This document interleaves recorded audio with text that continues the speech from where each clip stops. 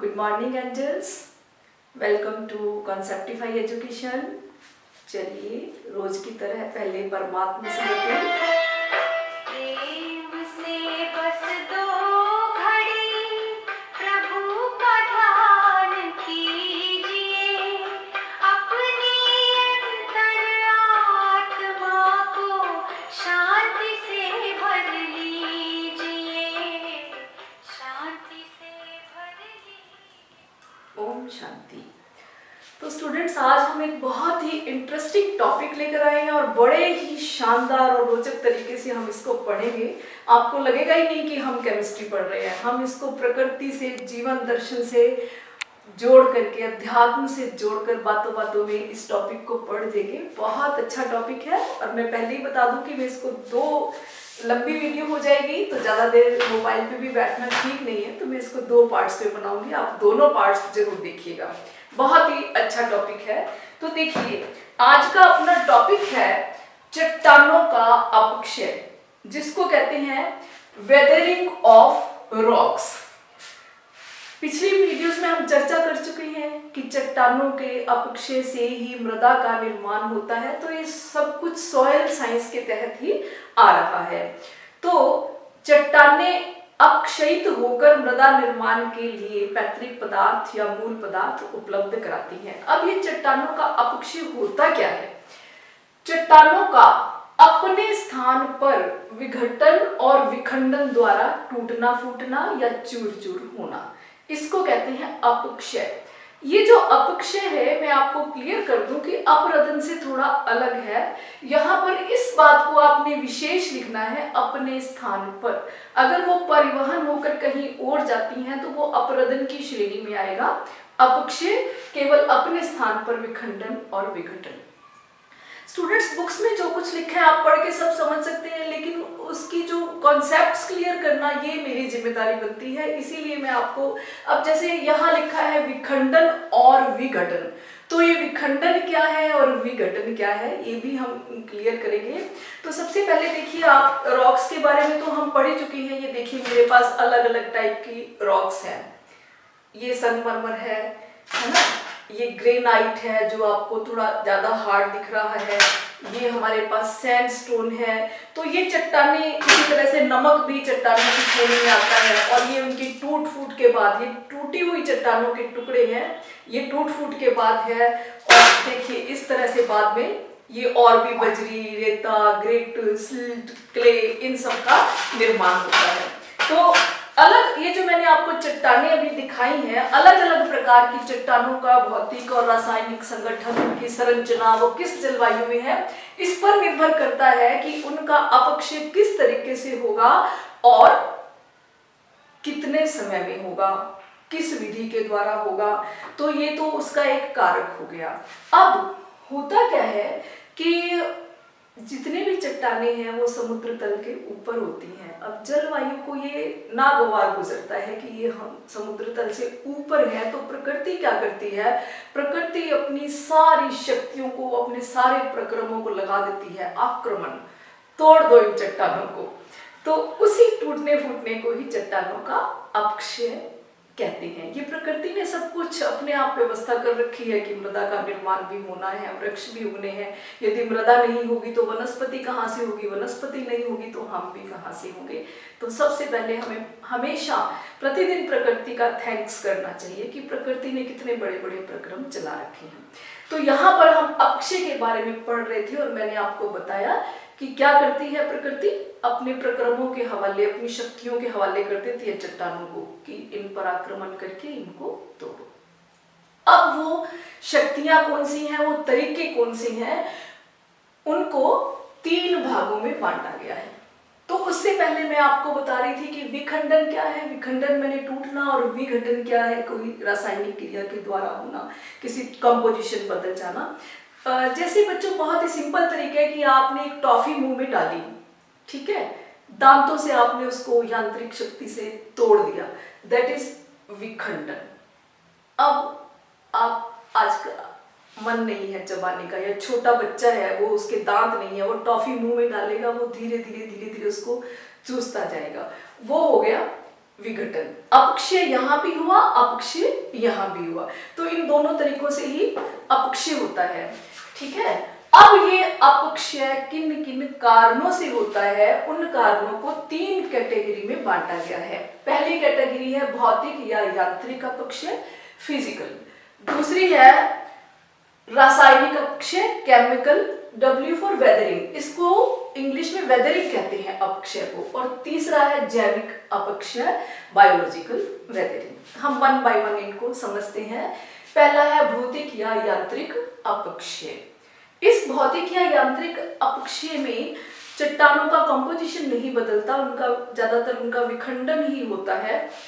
तो इन कारकों को हम एक एक करके पढ़ते हैं। तो पहला कारक है तापमान।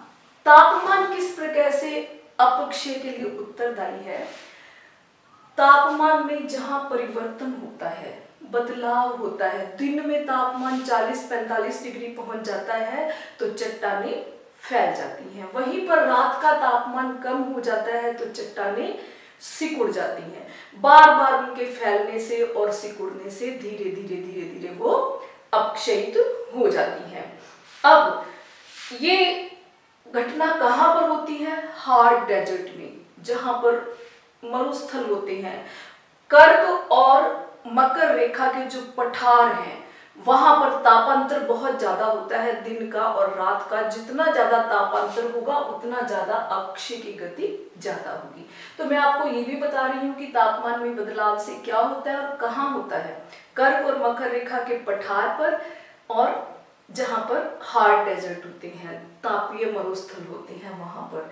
तो मैंने आपको शुरू में कहा था कि आज हम अपनी जीवन कहानी को जिजीविषा जोड़ करके ये बताएंगे। तो देखिए मनुष्य में भी ऐसा होता है, चट्टानों से हमें सीख लेनी चाहिए। जब हम क्रोधित हो जाते हैं ना और फिर ठंडे होते हैं, बार बार हमारा बदलता है तापमान, तो हमारे भी मस्तिष्क का अपक्षय होता है, हमारी शक्तियां क्षीण होती हैं। इसलिए हमें चट्टानों से ये सीखना चाहिए कि हमें सदा शांत और सरल चित्त एक रस अवस्था में रहना चाहिए, ज्यादा क्रोध नहीं करना चाहिए। और कभी कभी आपने देखा होगा कि हम बहुत गर्मी से आते हैं, हमारा शारीरिक, ये तो मानसिक ताप की बात की है मैंने। जब हमारे शरीर का तापमान बहुत अधिक होता है, हम कहीं गर्मी से आते हैं तो कहते हैं मम्मा 1 गिलास पानी दो, तो मम्मी क्या बोलती है? रुको, अभी थोड़ा टेम्परेचर नॉर्मल होने दो। तो उससे भी शरद गर्म हो जाता है, अपक्षय होता है, नुकसान होता है। समझ गए? अब दूसरा आता है वाटर फ्लो, जल के बहाव के द्वारा। ये प्रक्रिया कहाँ होती है? पहले ही बता दूं कि ज्यादा नदी घाटियों में होती है, जहां जल का बहाव बहुत तेज होता है, जल बहुत तेजी से प्रवाहित होता है। तो उसके अंदर यांत्रिक ऊर्जा होती है। तो वो अपने साथ, जैसे मान लीजिए एक चट्टान है और उसके ऊपर, इस चट्टान के ऊपर तेज गति से एक ही जगह पर जल बह रहा है, जैसे झरना बहता है, तो वहां पर खड्डा पड़ जाता है, गड्ढा हो जाता है। और ऐसे ही जो चट्टानों के ऊपर ऐसे ऐसे ऊपर से, पहाड़ों से, पर्वतों से पानी आ रहा है, तो कई बार अगर आप उस इलाकों में गए हो तो वहां पर नालियां सी बन जाती हैं। तो जल के अंदर यांत्रिक शक्ति होती है, भौतिक बल होता है, जहां ये जल अपने साथ और भी चट्टानों के टुकड़े बहाता हुआ ले जाता है। और जल के प्रवाह से वो जो कठोर किनारे होते हैं, जैसे ये किनारे हैं, तीखे हैं, ये भी ब्लंट हो जाते हैं, ये भी गोलाई में आ जाते हैं। नदी घाटियों में जहां पत्थर जगह कर जाते हैं, वो टकराते हुए, आपने कई बार, कभी आप हरिद्वार या ऐसी कहीं जगह पर गए हो जहां नदियां हैं, तो इस प्रकार से घिस घिस कर पत्थर गोल भी हो जाते हैं। इस तरह से उनका अपक्षय होता है। आपने ऐसे पत्थर देखे होंगे। तो ये है पानी के तेज बहाव के द्वारा। अगला है बर्फ के द्वारा। अब ये बर्फ को, अब ये जो मैं 3 कारक बता रही हूँ, ये तीनों ही जल से संबंधित है। ये द्रव जल के द्वारा, उसके प्रवाह के द्वारा, और फिर है बर्फ के द्वारा। कई प्रदेश ऐसे होते हैं जहां रात का तापमान बहुत ठंडा होता है या ठंड आ जाती है, तो क्या होता है कि बारिश का जल है या सिंचाई का जल है या कोई भी नमी से प्राप्त हुआ जल है, तो वो चट्टानों के अंदर दरारों में, रंध्रों में प्रवेश कर जाता है। और फिर जब तापमान कम होता है उन प्रदेशों के अंदर, तो वो क्या होता है कि वो अंदर बर्फ जम जाती है। तो फ्रेंड्स, जब पानी से बर्फ बनती है तो उसका आयतन 9% बढ़ जाता है। अब उस बर्फ को स्थान चाहिए, तो बर्फ क्या करती है? कि वो बर्फ दाब डालती है, प्रेशर डालती है, किस पर? चट्टानों पर। पहले तो बता दूं ये कहाँ होता है, ये परहिमानी क्षेत्र होते हैं जो उच्च अक्षांशों पर ये घटना होती है। तो नदी झील के अंदर भी ऐसे बर्फ जम जाती है, तो वो क्या होता है कि चट्टानों को नीचे से बर्फ ऊपर करती है। आपने मुहावरा सुना होगा कि पृथ्वी पत्थर उगलती है। तो देखिए एक मुलायम सी बर्फ के अंदर कितना दम है कि वो इतनी कठोर चट्टान को भी हरा देती है, उसको भी हटा देती है। इसी प्रकार मैंने पहले कहा था कि हम भी आज सीखेंगे चट्टानों से। इसी प्रकार हमको क्या सीखना है कि यदि हमारा कोमल स्वभाव है तो भी हम अपने स्वभाव के आधार पर किसी भी कठोर स्वभाव वाले व्यक्ति को अपनी सौम्यता से आराम से हरा सकते हैं। तो सौम्य बनना है, कोमल बनना है, नम्रचित्त बनना है। ठीक है। तो यहाँ पर जहाँ पर ये बर्फ द्वारा ऐसे होता है वहां पर ज्यादातर एक और बड़ा अच्छा प्रश्न बनता है कि किस प्रकार की बनेगी? पेट्रोल मृदा बनती है यहाँ पर, पेट्रोल। तो हम जो है जल की शक्तियों की बात कर रहे हैं, तो हमारी जल का पहला तो द्रव रूप में था, दूसरा ठोस रूप में था, तीसरा रूप है केशिका जल। जो गर्म प्रदेश होते हैं उनमें क्या होता है कि जल, ऊपर का जो जल होता है वो वाष्प बनकर उड़ता है, लेकिन कुछ जल जो होता है वो रिस रिस करके अंदर चला जाता है। तो ठंडे प्रदेशों में तो वो जल अंदर जब दरारों और रंध्रों में जाता है तो वो बर्फ बन जाता है, लेकिन जहां पर बर्फ बनने जितना कम तापमान नहीं होता वहां वो उनके अंदर जल कैपिलरीज के अंदर चला जाता है जो जल, तो वो अपने साथ कुछ घुलित लवण भी लेकर के चला जाता है।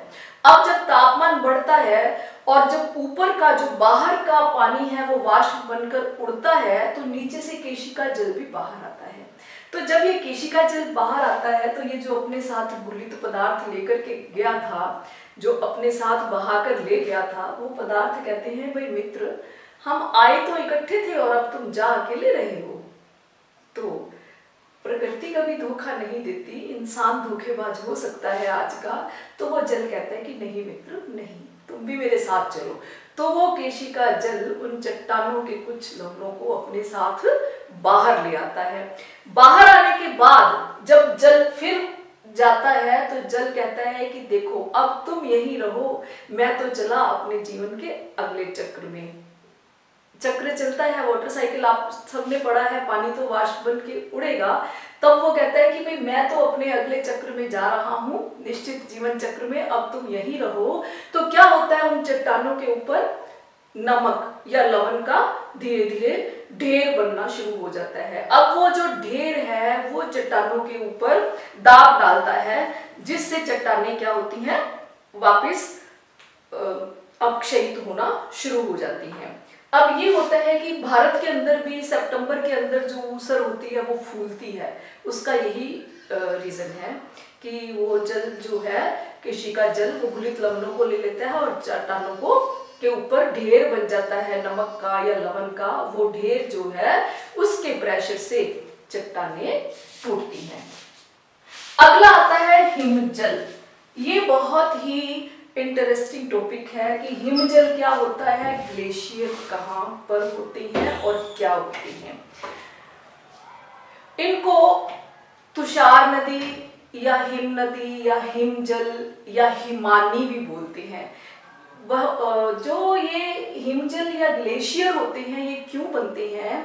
होता क्या है कि जिन क्षेत्रों में बहुत ज्यादा स्नोफॉल होता है, बर्फ गिरती है, तो वहां पर बर्फ गिरने की दर, बर्फ के पिघलने की दर से ज्यादा हो जाती है। तो कुछ बर्फ जो बिना पिघले हुए रह जाती है वो धीरे धीरे जमा हो जाती है, तो बड़े बड़े बर्फ के पिंड दब दब करके बहुत सघन पिंड बन जाते हैं, उनको बोलते हैं ग्लेशियर।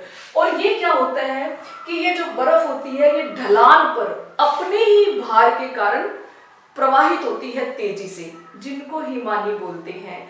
तो ऐसी हिमानियां, जो हिमानी क्षेत्र होते हैं, वहां पर ये होता है, ग्लेशियर बनते हैं, फिर डीग्लेशिएशन होता है, पिघलते हैं, फिर बनते हैं, फिर पिघलते हैं।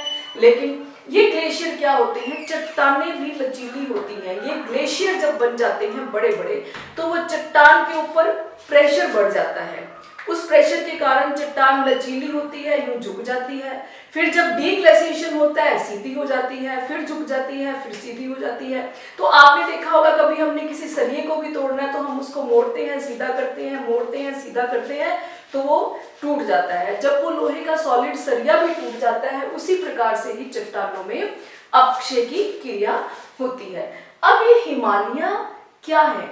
आपको बड़ी हैरानी होगी कि ये हिमालय जब फिर नीचे आती है, ये मैंने आपको बताया ना कि ये ग्लेशियर अपने ही भार के प्रभाव से बहते हैं, प्रवाह तेजी से, जैसे बर्फ की नदी चल रही है ऐसे। तो ये नीचे आकर जब पिघलते हैं तो विश्व के अंदर ये मीठे जल का बहुत बड़ा भंडार है ये हिमालय। कई लोग अपनी बिटिया का प्यार से नाम हिमानी रखते हैं, लेकिन हमें मतलब नहीं पता था कि ये हिमानी ठंडा जल, मीठा जल प्रदान करती है। तो बच्चों, प्रकृति हमेशा हमारी साथी है, कभी भी हमारी दासी नहीं है। वो हमें सब कुछ देती है, मीठा जल, पेड़ों की छांव, खाने को भोजन, रहने को स्थान, लेकिन वो हमारी साथी और सहयोगी है, लेकिन अति को कभी भी नहीं सहन करती। तो आज भी आप एग्जाम्पल देख रहे हैं कि प्रकृति तो हमें कभी धोखा नहीं देती, लेकिन अब कलयुग आ गया है तो आज का इंसान जो है वो अपने ज्ञान पर, अपने विज्ञान पर बहुत घमंड करने लग गया था। तो फिर प्रकृति भी चेंज तो चाहिए ना, तो प्रकृति भी ये सृष्टि चक्र है।